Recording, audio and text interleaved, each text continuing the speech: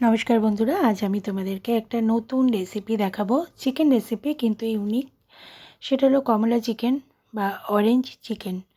তো এই চিকেনটা অনেক রকমভাবেই রান্না করা যায়, কিন্তু আমি আমার মতন করে করেছি আর সেটাই তোমাদের সাথে শেয়ার করছি।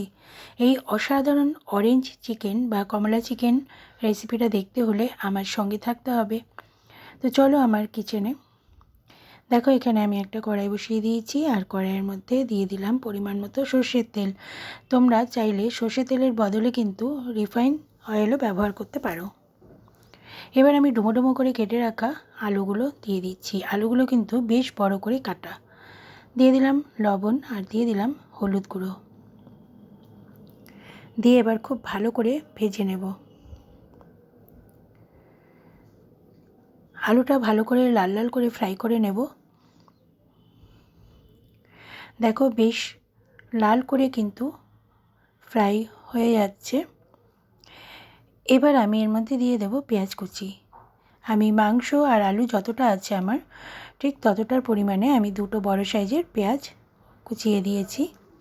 তোমরা তোমাদের সবজির পরিমাণ অনুযায়ী দেবে, মাংস আলুর যতটা পরিমাণ। আর এখানে দিয়ে দিলাম আমি একটু মশলাটা একটু অন্যরকম মশলা। সেটা হচ্ছে লবঙ্গ, দারচিনি আর এলাচ, জায়ফল, জয়িত্রী আর মৌরি, আর আছে জিরে, গোটা জিরে। সবগুলো শুকনো খোলায় ভেজে নিয়ে আমি গুঁড়ো করে নিয়েছি।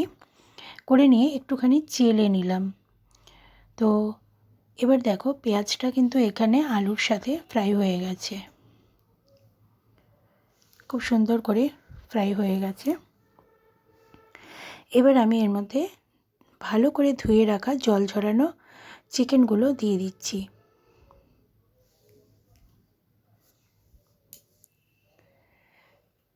সমস্ত চিকেনগুলো আমি এর মধ্যে দিয়ে এরপর দিয়ে দিলাম হলুদ গুঁড়ো।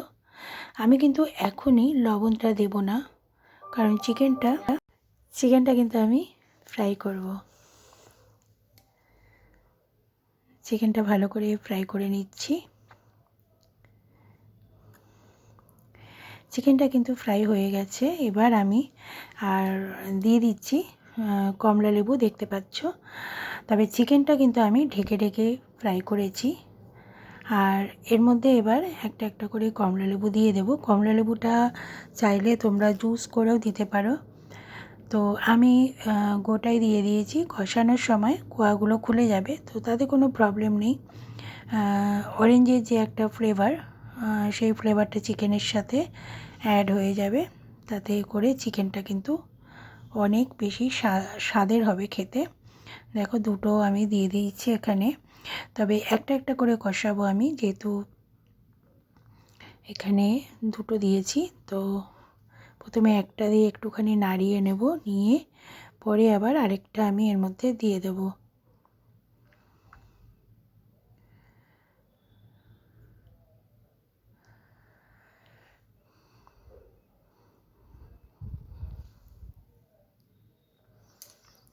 এবার আমি একটুখানি ঢাকা দিয়ে দেব। ঢাকা দিলে কমলা লেবুটা একদম মিশে যাবে চিকেনের সাথে। কোয়াগুলো একদম, আমি কিন্তু মাঝে নাড়িয়েও দিয়েছিলাম। আর এবার দিয়ে দিলাম আদা রসুন বাটা, কাঁচা লঙ্কা দিয়ে।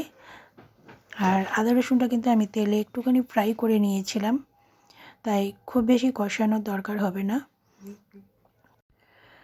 তো দেখো, আদা রসুনটা আমি ভালো করে এবারে চিকেনের সাথে মিশিয়ে আমি কষিয়ে নিচ্ছি।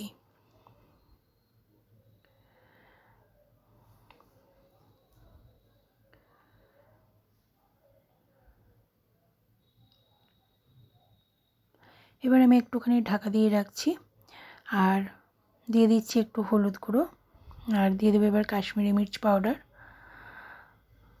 এগুলো দিয়েও আমি একটু নাড়িয়ে নিচ্ছি। আর আরেকটা কমলা লেবু দেখতে পাচ্ছি আমি হাফ হাফ করে দিয়েছি, জাস্ট এটা দিয়ে সাজাবো বলে, যাতে এর গায়ে একটু মশলা মাখা থাকে, তাহলে দেখতে ভালো লাগবে।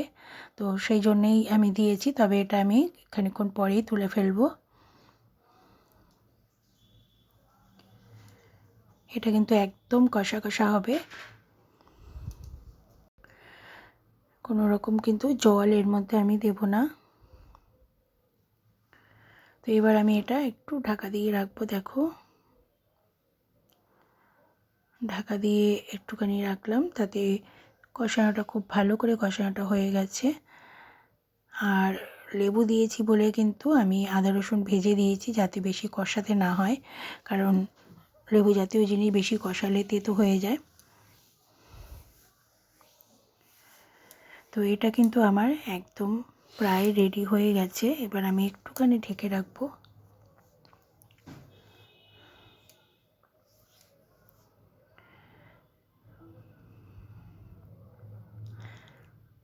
এই রেসিপিটা কিন্তু অত্যন্ত স্বাদের হয়। এই রেসিপিটা তোমরা অবশ্যই করে দেখতে পারো।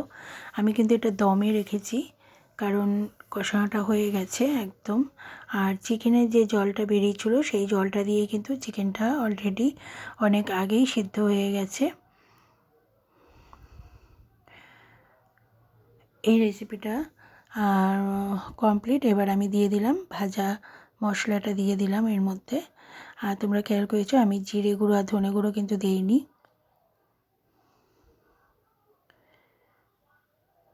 ভালো করে মশলাটা একদম মিশিয়ে নিলাম চিকেনের সাথে, দেখতে পাচ্ছ।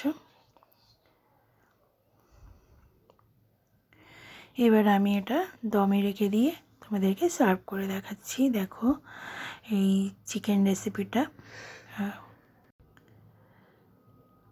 তোমাদের সামনে নিয়ে আসলাম। এটা তোমাদের কেমন লাগলো তোমরা কিন্তু অবশ্যই জানিও। ভালো লাগলে লাইক, শেয়ার আর কমেন্ট করে দিও প্লিজ।